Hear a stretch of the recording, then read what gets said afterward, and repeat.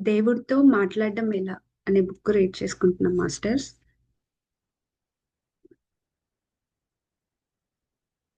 శ్రీ శ్రీ పరమహంస యోగానందుల వారి ఆధ్యాత్మిక వారసత్వ సంపద.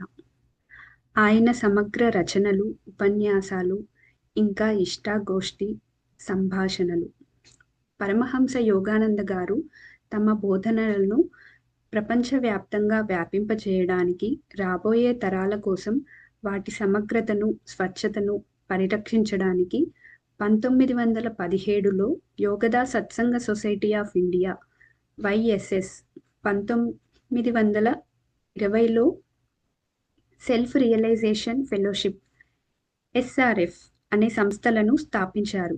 అమెరికాలో ఉన్న తన తొలి సంవత్సరాల్లో ఒక సాఫల్యవంతమైన రచయితగా, ఉపన్యాసకుడిగా ఉన్న ఆయన ధ్యానానికి చెందిన యోగశాస్త్రం, సంతులన జీవన కళ అన్ని ఉత్కృష్ట మతాలలో అంతర్లీనంగా ఉన్న ఏకత్వాల మీద ఒక ప్రఖ్యాత మహాగ్రంథ సంపుటిని రూపొందించారు. నేడు ఈ అద్వితీయమైన దశ దిశలా వ్యాపించే ఆధ్యాత్మిక వారసత్వం ప్రపంచవ్యాప్తంగా ఉన్న లక్షలాది సత్యాన్వేషకులకు స్ఫూర్తినిస్తూ కొనసాగుతూనే ఉంది. ఆ మహాగురువులు వ్యక్తపరిచిన ఆకాంక్షలకు అనుగుణంగా Yogoda Satsanga society of India self realization fellowship Paramahansa Yogananda గారి సంపూర్ణ సాహిత్యాన్ని ప్రచురిస్తూ ముద్రణ రూపంలో శాశ్వతంగా సంరక్షించడం అనే ఈ నిరంతర కార్యాన్ని కొనసాగిస్తూ వచ్చింది. వీటిలో ఆయన జీవిత కాలంలో ప్రచురించిన అన్ని గ్రంథాల తుది సంచికలు మాత్రమే కాకుండా 1952లో ఆయన గతించే సమయానికి ముందుగా ప్రచురణ కాకుండా ఉండిపోయిన రచనలు Yogoda Satsanga society of India self realization fellowship పత్రికలో అసమగ్ర రూపంలో సంవత్సరాల తరబడి ధారావాహికగా కొనసాగింపబడినవి. అలాగే ఆయన గతించడానికి ముందుగా నమోదు చేయబడిన, ముద్రణ పొందని వందల కొద్దీ గొప్ప స్ఫూర్తిదాయక ఉపన్యాసాలు, ఇష్టాగోష్ఠి సంభాషణలు వంటి అనేక నూతన శీర్షికలు కూడా ఉన్నాయి. ఈ Yogoda Satsanga society of India self realization fellowship ప్రచురణల సమితిగా ఏర్పడిన తమ సన్నిహిత శిష్యులని పరమహంస యోగానంద గారు స్వయంగా ఎంపిక చేసి ఆయన బోధనలు సిద్ధం చేయటంలోనూ, ప్రచురించడంలోనూ వారికి ప్రత్యేక సూచనలు ఇస్తూ శిక్షణనిచ్చారు. ఈ ప్రియతమ జగద్గురువుల సార్వజనిక సందేశం తన యథార్థ శక్తితో, ప్రామాణికత్వంతో చిరకాలం వెలుగొందడానికి ఈ Yogoda Satsanga society of India self realization fellowship ప్రచురణల సమితి సభ్యులు నిస్వార్థ సేవ, పరిత్యాగాలు, యావజ్జీవిత ప్రతిజ్ఞలుగా స్వీకరించిన సన్యాసులు, సన్యాసినులు, గురుదేవులు ఇచ్చిన ప్రత్యేక సూచనలను ఒక పవిత్రమైన బాధ్యతగా స్వీకరించి ఆచరిస్తున్నారు. పరమహంస యోగానంద గారి చేత నిర్దేశింపబడిన Yogoda Satsanga society of India self realization fellowship చిహ్నము తమ బోధనల అధీకృత మూలంగా ఆయన స్థాపించిన ఈ ఫలాపేక్ష రహిత సంఘాన్ని గుర్తించటానికై రూపొందించబడింది.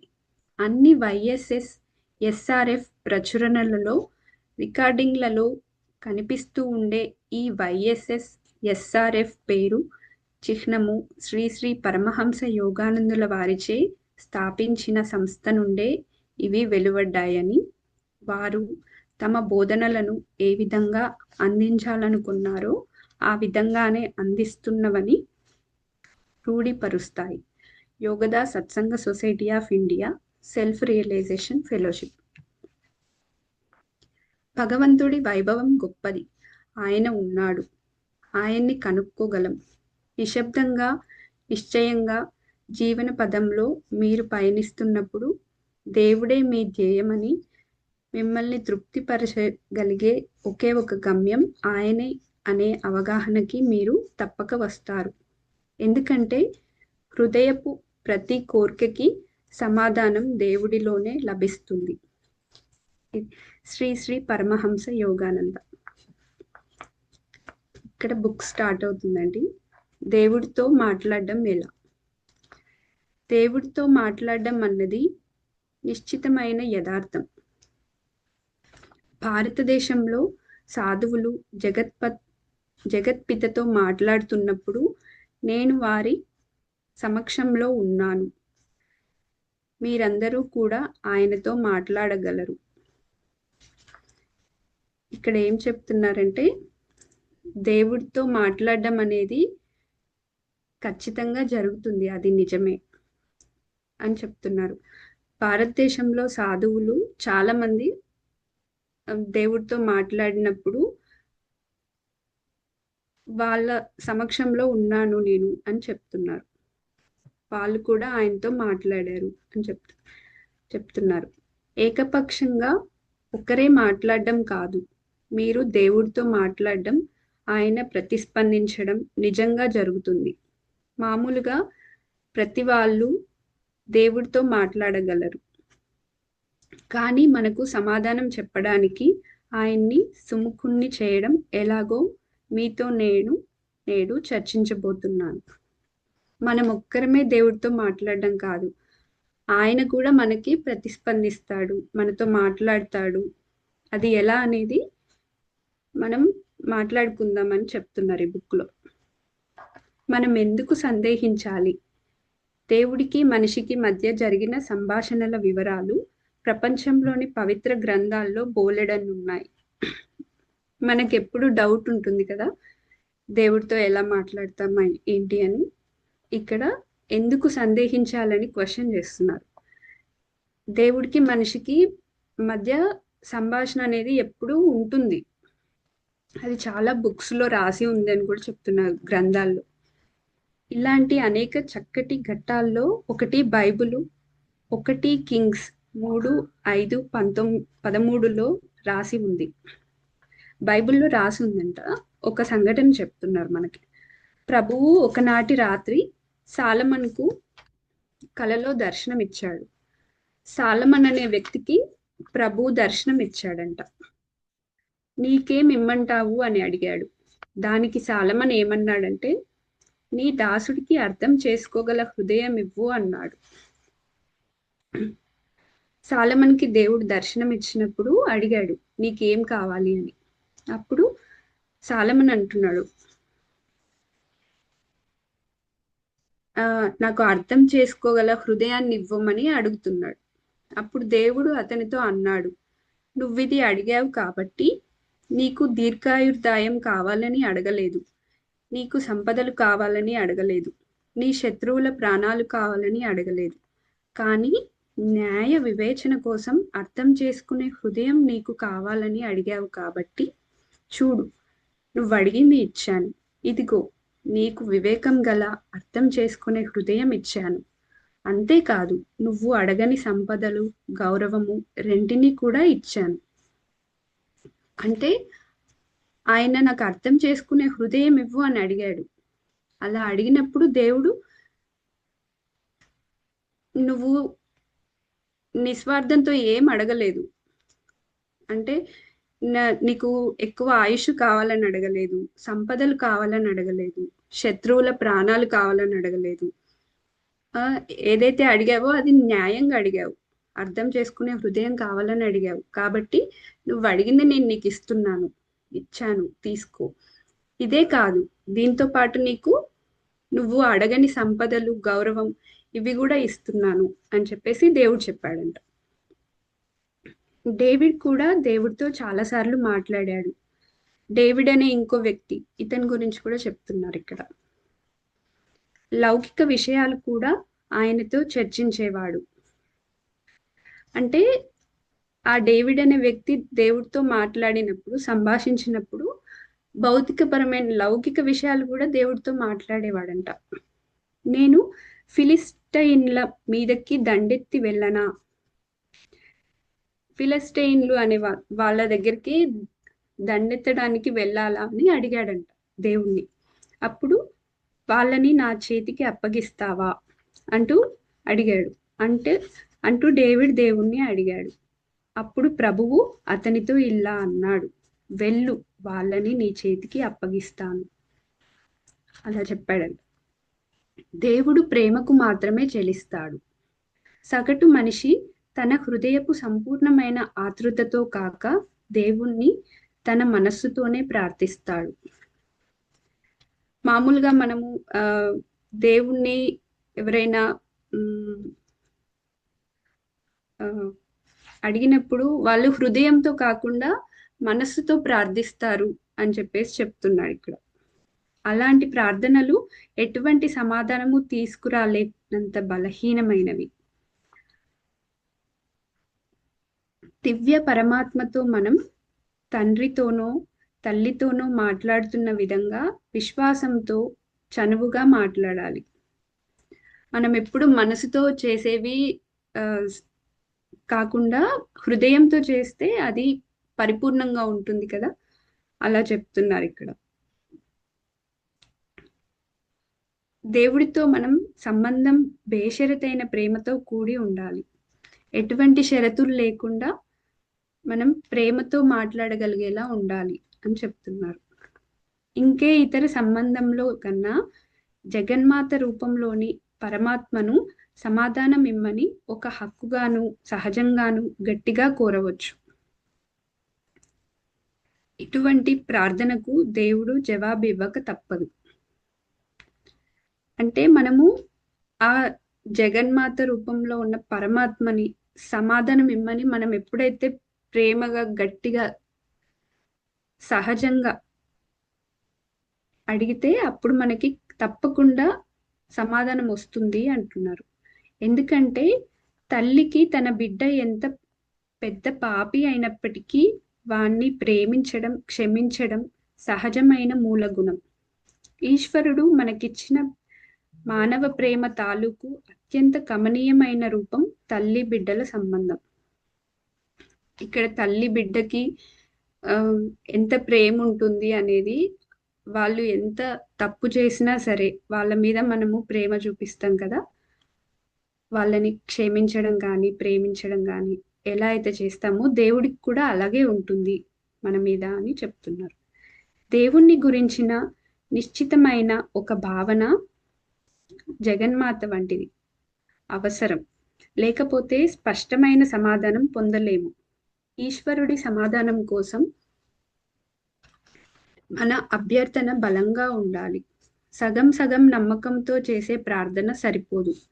ఆయన నాతో మాట్లాడతాడు. ఎప్పుడైతే మనం దేవుడితో మాట్లాడాలనుకుంటామో మనం నమ్మకంగా ఉండాలంట. మనం ఊరికే ప్రే చేస్తే సరిపోదు.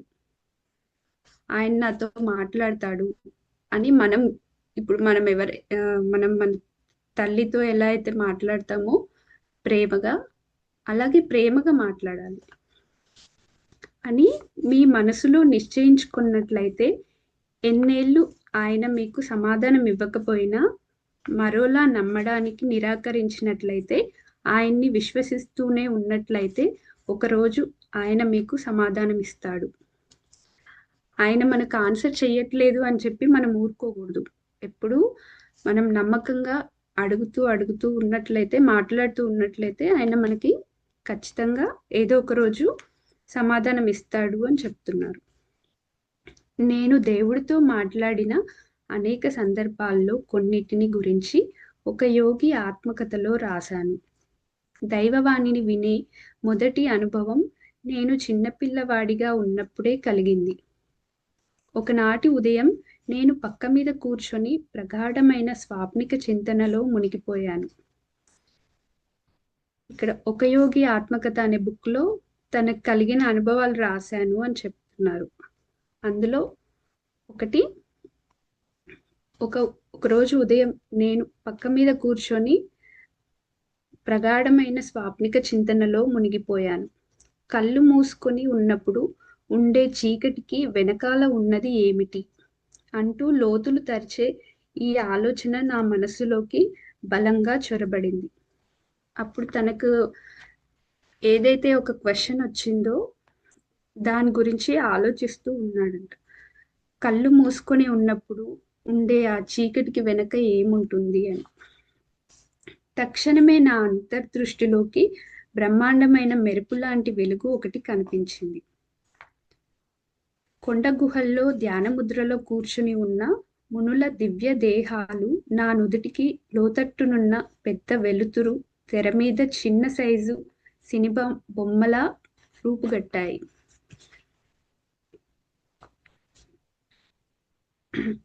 అప్పుడు ధ్యానంలో ఉన్నప్పుడు తనకి ఆ ఆలోచన ఎప్పుడైతే వచ్చిందో, కళ్ళు మూసుకొని ఉన్నప్పుడు ఉండే చీకటికి వెనక ఏముంటుందని, ఆ తర్వాత వెంటనే అతనికి అంతర్దృష్టిలో బ్రహ్మాండమైన ఒక మెరుపు లాంటి వెలుగు కనిపించిందంట.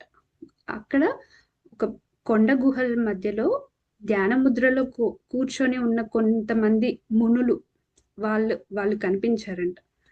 అక్కడ ఒక సినిమా బొమ్మలాగా కనిపించింది అని చెప్తున్నారు. ఎవరు మీరు అంటూ బిగ్గరగా అడిగాను. ఎవరు మీరు అని అడిగారంట. మేము హిమాలయ యోగులం అన్నారు. వారి దివ్యమైన సమాధానాన్ని వర్ణించడం కష్టం. నా హృదయం పులకరించింది. అంతర్దర్శనం అదృశ్యమైంది. వెంటనే ఆయన ఎవరు అని అడిగినప్పుడు వాళ్ళు మేము హిమాలయ యోగులం అని చెప్పారంట. వాళ్ళని చూసినప్పుడు అతనికి ఎంతో ఆనందం, అది వర్ణించలేము అని చెప్తున్నారు. నా హృదయం పులకరించిపోయింది. కానీ తలతల్లాడే కిరణాలు వలయాలుగా అనంతంగా పెరిగిపోతున్నాయి. అద్భుతమైన ఈ వెలుతురు ఏమిటి అన్నాను. నేను ఈశ్వరుణ్ణి, నేను వెలుతురును. మేఘాల మర్మర ధ్వనిలా ఉందా స్వరం. నేను ఈశ్వరుణ్ణి, నేనే వెలుతుర్ని అని చెప్తున్నారంట. నాకీ తొలుతటి అనుభవం కలిగినప్పుడు మా అమ్మ, మా పెద్దక్క రమ దగ్గరలోనే ఉన్నారు.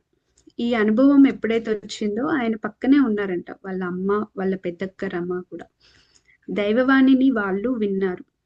దేవుడి సమాధానం నుంచి నాకు ఎంత ఆనందం కలిగిందంటే, నేను పూర్తిగా ఆయనలో ఐక్యమయ్యే వరకు ఆయన్ని అన్వేషించాలని అప్పటికప్పుడే నిశ్చయించుకున్నాను. ఎప్పుడైతే ఈ దైవవాణి విన్నాడో వెంటనే ఇంకా తనకి అప్పటికప్పుడు నిర్ణయం చేసుకున్నాడు. నేను ఎలాగైనా సరే ఆయనలో ఐక్యమై అదేంటో తెలుసుకోవాలి అని చెప్పేసి అప్పటికప్పుడే అనుకున్నాడంట. చాలా మంది మూసుకున్న కళ్ళకు వెనుక చీకటే ఉంటుందని అనుకుంటారు. కానీ మీరు ఆధ్యాత్మికంగా ఎదుగుతున్న కొద్దీ, నుదుటిలో ఉన్న ఒంటి కన్ను మీద మనస్సు నిలిపిన కొద్దీ మీకు ఆంతరిక దివ్య దృష్టి వస్తున్నట్లు తెలుసుకుంటారు. అనేక కాంతులు, మహత్తర సౌందర్యము గల మరో లోకాన్ని మీరు దర్శిస్తారు. నాకు కలిగిన హిమాలయ యోగుల అంతర్దర్శనం మాదిరి సాధువుల అంతర్దర్శనాలు మీకు కూడా కలుగుతాయి. మీ ఏకాగ్రత ఇంకా గాఢమైతే మీరు కూడా దైవవాణిని వినగలరు. మామూలుగా మనము మనసు నిలిపి దివ్య దృష్టితో చూస్తున్నట్టు ఎప్పుడైతే అనుకుంటామో, మూసుకున్న కళ్ళకు వెనక చీకటే ఉంటుంది అనుకుంటాం. కానీ ఆధ్యాత్మికంగా ఎప్పుడైతే మనం చూస్తే మన అంతర్దృష్టితో, అప్పుడు మనం అన్ని తెలుసుకోగలుగుతాము. ఎలాగైతే ఆ హిమాలయ యోగులు వాళ్ళ అంతర్దర్శనం కలిగిందో అలాగే అన్ని తెలుసుకోగలుగుతాం అని చెప్తున్నాం. ఈశ్వరుడు మనతో మాట్లాడతానని చేసిన వాగ్దానాన్ని పవిత్ర గ్రంథాలు పదే పదే చెబుతుంటాయి. నువ్వు పరిపూర్ణ హృదయంతో నా కోసం అన్వేషిస్తే, నా కోసం ప్రార్థిస్తే నన్ను తెలుసుకుంటావు. జెరమియా 29:13 ఇందులో రాసుందని చెప్తున్నారు. నువ్వు ప్రభువుతో ఉన్నప్పుడు ప్రభువు నీతోనే ఉంటాడు. నువ్వు ఎప్పుడైతే దేవుడితో ఉన్నానని నమ్మకంతో ఉంటావో అప్పుడు దేవుడు నీతోటే ఉంటాడు అని చెప్తున్నారు. నువ్వు అన్వేషిస్తే నీకు కనిపిస్తాడు. కానీ నువ్వు ఆయన్ని విడిచిపెడితే ఆయన నిన్ను విడిచిపెడతాడు. 2 క్రానికల్స్ 15:2 ఇదిగో నేను తలుపు దగ్గర నిలబడి తడతాను. ఎవరైనా నా పిలుపు విని తలుపు తెరిస్తే నేను అతని దగ్గరికి వస్తాను. అతనితో నేను భోజనం చేస్తాను, ఇంకా అతను నాతో ఉంటాడు. ఎప్పుడైతే మనము దేవుడు మనతో ఉన్నాడని నమ్ముతామో అప్పుడు దేవుడు మనతోటే ఉంటాడంట. మనం ఎప్పుడైతే నమ్మకం లేకుండా ఉంటామో అప్పుడు ఆయన ఉండడు అని చెప్తున్నారు. ఒక్కసారి కనుక మీరు ఆయనతో కలిసి భుజిస్తే, ఆయన మౌనానికి భంగం కలిగిస్తే, ఆయన మీతో తరచుగా మాట్లాడుతూ ఉంటాడు. ఆయన ఎప్పుడైతే ఉన్నాడని గుర్తించి ఆయన ఆయనతో మనం మాట్లాడడానికి సంభాషణ స్టార్ట్ చేస్తామో అప్పుడు ఆయన మనతో కూడా మాట్లాడతాడు అని చెప్తున్నారు. కానీ మొదట్లో అది చాలా కష్టం. దేవుడికి పరిచయస్తుడు కావడం సులువు కాదు. ఎందుకంటే మీరు నిజంగా ఆయన్ని తెలుసుకోవాలని కోరుతున్నారు అన్న సంగతి ఆయనకి రూఢి కావాలి. మనము ఊరికే మాట్లాడగానే వెంటనే మాట్లాడేస్తాడని కాదు. అంటే మనము ఎంత దృఢంగా ఉన్నాము అనేది చెక్ చేస్తాడు అని చెప్తున్నారు. భక్తుడికి నిజంగా తానే కావాలో మరొకటి ఏదైనా కావాలో చూడడానికి ఆయన పరీక్షలు పెడుతుంటాడు. మీ హృదయంలో మరో కోరిక ఏది దాగి ఉండలేదన్న నమ్మకం ఆయనకి కలిగేదాకా మీతో మాట్లాడడు. ఆయన మనకి పరీక్షలు పెడతాడంట మనతో మాట్లాడడానికి ముందు.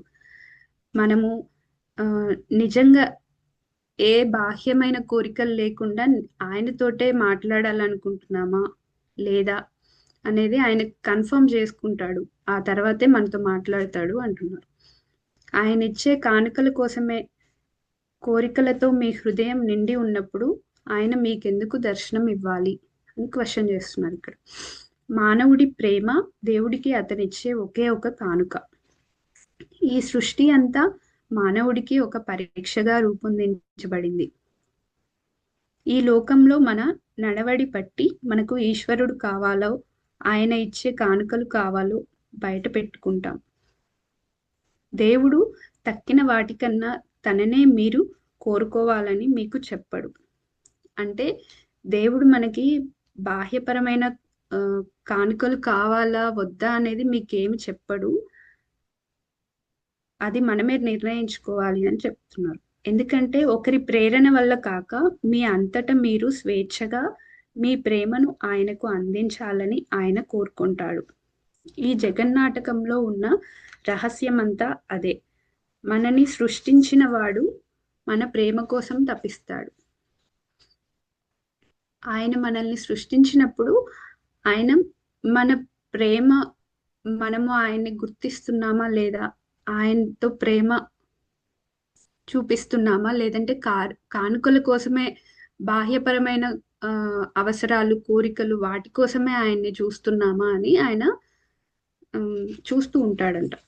అది తాను అడగకుండానే మనం స్వేచ్ఛగా ఇవ్వాలన్నది ఆయన కోరిక. మనం ఇవ్వాలనుకోకపోతే దేవుడికి ఉండనిదల్లా ఒక్కటి, అది మన ప్రేమ. కనుక చూసారా, దేవుడు కూడా సాధించవలసింది ఒకటి ఉందన్నమాట. అంటే దేవుడు ఎప్పుడు దేవుడికి కూడా టెస్ట్ లాగే అని చెప్పేసి అంటున్నారు ఇక్కడ. ఆయన మనల్ని సృష్టించినప్పుడు ఆయన మనం ఎలా ఉంటాము అనేది కూడా చూస్తాడు కదా. అప్పుడు మనము ఎంత ఎదుగుతున్నాము, ఎదుగుతూ ఆయన దగ్గరికి చేరుకోవడానికి మనం ఎంత ప్రయత్నిస్తున్నాము అనేది కూడా చూస్తాడు. అది మన ప్రేమ. దాన్ని మనం ఇచ్చే వరకు మనం ఎన్నడూ హాయిగా ఉండలేం. మనం తుంటరి పిల్లలాగా ఈ భూమి మీద పాకే మరుగుజ్జులాగా ఇచ్చేవాణ్ణి ఆయన్ని ఉపేక్షించి ఆయన కానుకల కోసం ఏడుస్తున్నంత కాలం మనం అనేకమైన కడగండ్ల గోతుల్లో పడుతూనే ఉంటాం. మన ఉనికికి సారమంతా దేవుడే కాబట్టి మనలోని ఆయన ఉనికిని కనబరచడం నెరవేర్చుకునే వరకు మనని మనం నిజంగా వ్యక్తం చేసుకోలేం. మన ఉనికి అనేది ఆ దేవుడే అని చెప్తున్నారు. మనలోని ఆయన ఉనికిని అంటే మన ఇన్నర్ని మనం తెలుసుకునే వరకు మనకి ఆయన్ని వ్యక్తపరచడం తెలీదు అంటున్నారు. మనం తెలుసుకోలేము, ఇది నిజం. మనం ఆయనలో ఒక భాగంగా దివ్యులం కాబట్టి భౌతికమైన ఏ ఒక్కదాని వల్ల శాశ్వత సంతృప్తి మనం పొందలేకపోతున్నాం. నాకు ఆశ్రయం ఇవ్వని నీకు ఏది ఆశ్రయం ఇవ్వదు. దేవుడిలో మీరు తృప్తి పొందే వరకు మరి దేంట్లోనూ మీరు తృప్తి పొందలేరు. దేవుడు సాకారుడా నిరాకారుడా? దేవుడు సాకారుడా నిరాకారుడా అని క్వశ్చన్ చేస్తున్నాడు. ఈ అంశం మీద ఒక చిన్న చర్చ ఆయనతో సంభాషించడానికి మీరు చేసే ప్రయత్నాలకు సాయపడుతుంది. చాలా మంది దేవుణ్ణి సాకారుడుగా భావించడానికి పడరు. మానవ రూప భావన ఆయనకి పరిమితులు ఏర్పరుస్తుందని అనుకుంటారు. ఆయన్ని వాళ్ళు విశ్వానికంతకీ బాధ్యత వహించే నిరాకార పరమాత్మగా, శక్తి సర్వస్వంగా, జ్ఞానసత్తగా పరిగణిస్తారు. కానీ మన సృష్టికర్త నిరాకారుడే అయితే ఆయన మానవుల్ని ఎందుకు సృష్టించినట్టు? మనం సాకారులం, మనకు వ్యక్తిత్వం ఉంది, మనం ఆలోచిస్తాం, అనుభూతి పొందుతాం, సంకల్పిస్తాం. ఇంకా దేవుడు మనకి ఇతరుల ఆలోచనలను, అనుభూతులను గ్రహించే శక్తి మాత్రమే కాక వాటికి ప్రతిస్పందించే శక్తి కూడా ఇచ్చాడు. తాను సృష్టించిన జీవులను చైతన్యవంతులను చేసే ఆ ప్రతిస్పందన గుణం దేవుడికి లేకపోవడం అన్నది లేదు. మనం దానికి అనుమతిస్తే మన జగత్పిత మనలో ప్రతి ఒక్కరితోటి వ్యక్తిగత సంబంధం ఏర్పరచుకుంటాడు కూడా.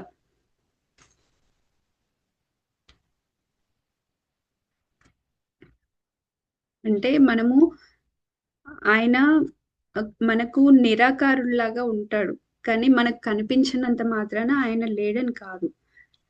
మనకి అన్నిటికీ స్వేచ్ఛ ఉంది, మనం ఆలోచించగలుగుతాం, అన్నిటినీ అనుభూతి పొందగలుగుతాం. ఇంకా దేవుడు మనకి అన్నిటినీ గ్రహించే శక్తి కూడా ఇచ్చాడు, వాటికి ప్రతిస్పందించడం కూడా జరుగుతుంది.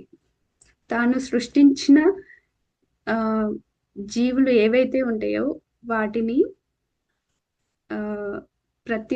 ప్రతిస్పందన గుణం దేవుడికి లేకపోవడం అన్నది లేదు, అన్నిటికీ ప్రతిస్పందించడం తెలుసు అంటున్నాడు. మనం దాన్ని ఎప్పుడైతే అనుమతిస్తే ఆయన ప్రతి ఒక్కరితోటి కూడా వ్యక్తిగత సంబంధం పెట్టుకుంటాడు అని చెప్తున్నారు. భగవంతుడి నిరాకారతను పరిగణించినట్లయితే ఆయన కేవలం మనం అర్పించే ప్రార్థన రూప ఆలోచనలను అందుకోవడం మాత్రమే చేస్తూ మనకు సమాధానం ఇవ్వకుండా చాలా దూరంగా ఉన్నవాడు అన్న భావన మాత్రమే కలుగుతుంది. అన్నీ తెలిసినవాడు అయినప్పటికీ నిర్దాక్షిణ్యంగా మౌనంగా ఉన్నట్టన్నమాట. అంటే అన్ని చూస్తూనే ఉంటాడు, అన్ని తెలుసు ఆయనకి, అయినప్పటికీ నిర్దాక్షిణ్యంగా మౌనంగా ఉన్నట్టన్నమాట. కానీ ఇది తత్వపరమైన తప్పు. ఎందుకంటే దేవుడు అన్నీను, సాకారుడు నిరాకారుడు కూడా. ఆయన వ్యక్తుల్ని, మానవుల్ని సృష్టించాడు. వారి పుట్టుకకు కారణమైన వాడు పూర్తిగా నిరాకారుడు కాజాలడు. దేవుడు మానవ రూపం ధరిస్తాడని, మన దగ్గరికి వస్తాడని, మనతో మాట్లాడతాడని అనుకోవడం మన హృదయాల్లోని గాఢమైన అవసరాన్ని తీరుస్తుంది. ఆయన ప్రతి ఒక్కరికి అలా ఎందుకు చెయ్యడు అని క్వశ్చన్ చేస్తున్నారు ఇక్కడ. ఎందరో సాధువులు దేవుడి స్వరాన్ని విన్నారు, మీరు మాత్రం ఎందుకు వినలేరు? ఎంతో మంది సాధువులు విన్నారు కదా దేవుడు మాట్లాడినప్పుడు సమాధానం చెప్పడం, మరి మీరెందుకు వినలేరు అని అడుగుతున్నారు. ఓ ఈశ్వర, నువ్వు కనిపించని వాడివి, నిరాకారుడివి, అజ్ఞాతుడివి, అజ్ఞేయుడివి. అయినప్పటికీ నా భక్తికున్న చల్లదనం వల్ల నిన్నొక ఆకారంలోకి ఘనీభవింపజేయడం సాధ్యమేనని నమ్ముతాను.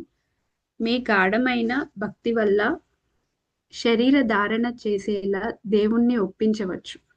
మీరు కూడా సెయింట్ ఫ్రాన్సిస్ ఆఫ్ అసిసీ లాగా, ఇతర మహానుభావుల్లాగా అవసరమైనంత గాఢంగా ప్రార్థించినట్లయితే క్రీస్తు సజీవ శరీరాన్ని దర్శించవచ్చు. యేసుక్రీస్తు దేవుడి సాకార అవతారం. బ్రహ్మను ఎరిగినవాడు బ్రహ్మే అవుతాడు. నేను నా తండ్రి ఒకటే అని క్రీస్తు చెప్పలేదా? అహం బ్రహ్మాస్మి తత్వమసి అని స్వామి శంకరులు కూడా ప్రకటించారు. మానవులందరూ దైవరూపంలో సృష్టి అయిన వారేనని అనేక మంది మహాప్రవక్తల కన్నా మాట ఉండనే ఉంది. నేను పొందే జ్ఞానం చాలా వరకు పుస్తకాల కంటే దేవుడి వల్లే పొందుతాను. నేను చదవడం బాగా తక్కువ. నేను ప్రత్యక్షంగా తెలుసుకున్నదే మీకు చెబుతాను. అంచేతే నేను సాధికారంగా మాట్లాడతాను. అది సత్యపు ప్రత్యక్ష జ్ఞానం వల్ల కలిగిన అధికారం. మొత్తం ప్రపంచపు అభిప్రాయం దానికి వ్యతిరేకంగా నిలిచి ఉండొచ్చు. కానీ చివరికి ప్రత్యక్ష జ్ఞాన సాధికారతను ఎప్పుడూ అంగీకరించవలసే వస్తుంది. దేవుడి రూపం అన్నదానికి అర్థం మనిషిని ఆయన దేవుడి రూపంలో చేశాడు అని బైబిల్లో చదువుతాం. మనిషి ఏ ఏ విధాలుగా దేవుడి రూపమో ఎవరూ పూర్తిగా వివరించలేదు. దేవుడు పరమాత్మ, మనిషి కూడా అతని ప్రధాన ప్రకృతి రీత్యా ఆత్మస్వరూపుడే. బైబిలు వచనానికి ప్రాథమికమైన అర్థం అది. కానీ సత్యమైన ఇతర వ్యాఖ్యానాలు కూడా చాలా ఉన్నాయి.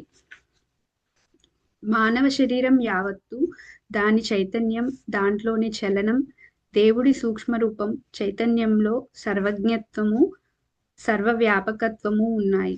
మీరు ధ్రువ నక్షత్రం మీద కానీ అంగారక గ్రహం మీద కానీ ఉన్నట్లు తక్షణమే భావించుకోగలరు. భావనలో మీకు మరొకదానికి అంతరమేదీ లేదు.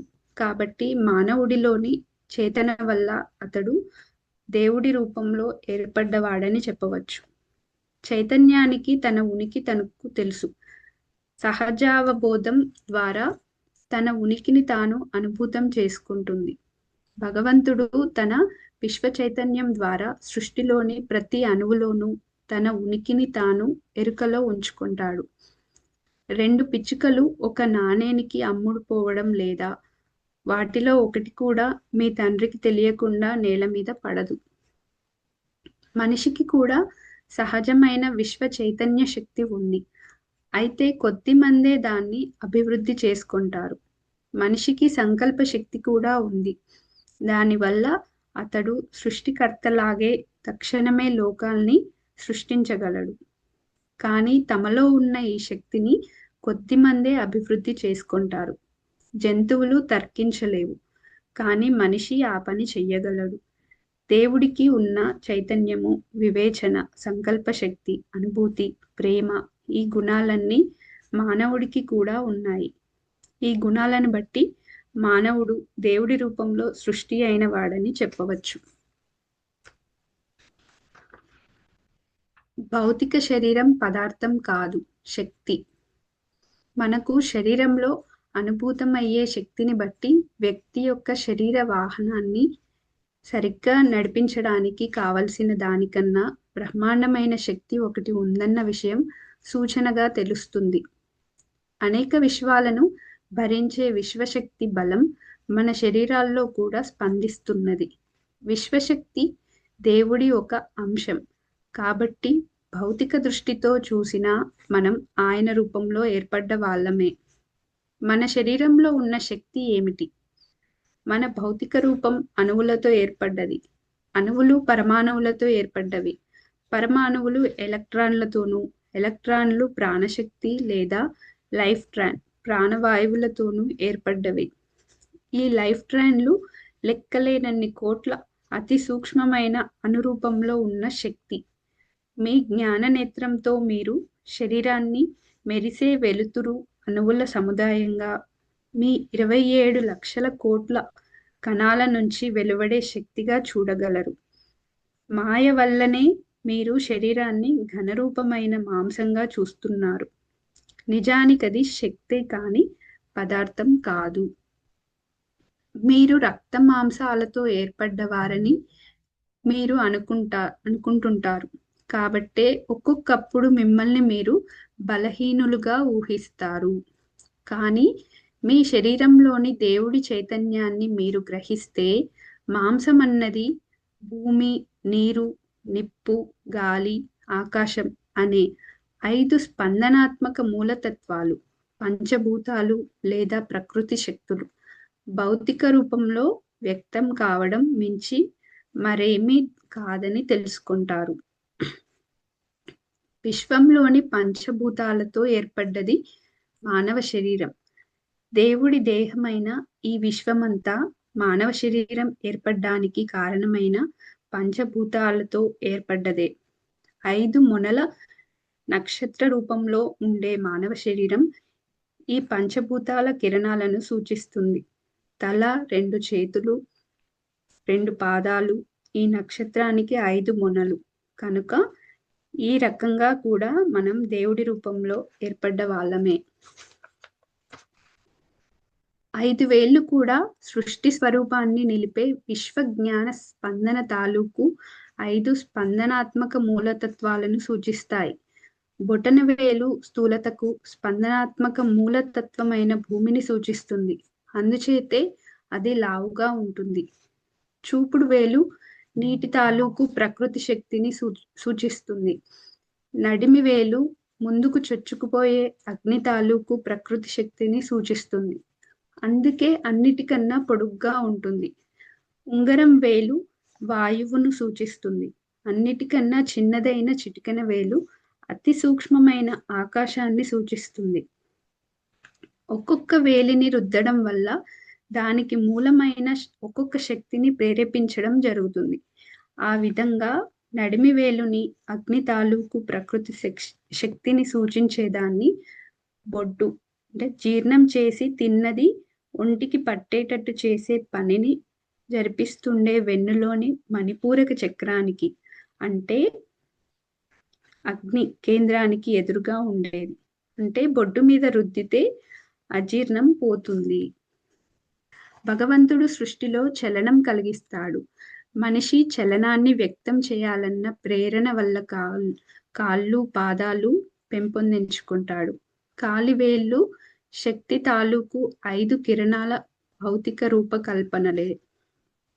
కనుపాప, నల్లగుడ్డు, తెల్లగుడ్డు ఉండే కళ్ళు జగత్పిత అయిన దేవుడికి, కుమారుడికి, పరిశుద్ధాత్మకి సంక్షిప్త ప్రతీకలు. కనుబొమల మధ్య బిందువు మీద మీరు దృష్టిని ఏకాగ్రం చేసినప్పుడు 2 కళ్ళలోని ప్రాణ ప్రవాహం ఒకే కాంతిగా ప్రతిబింబించి మీకు జ్ఞాననేత్రం కనిపిస్తుంది. ఈ ఏకైక వలయమే దేవుడి కన్ను.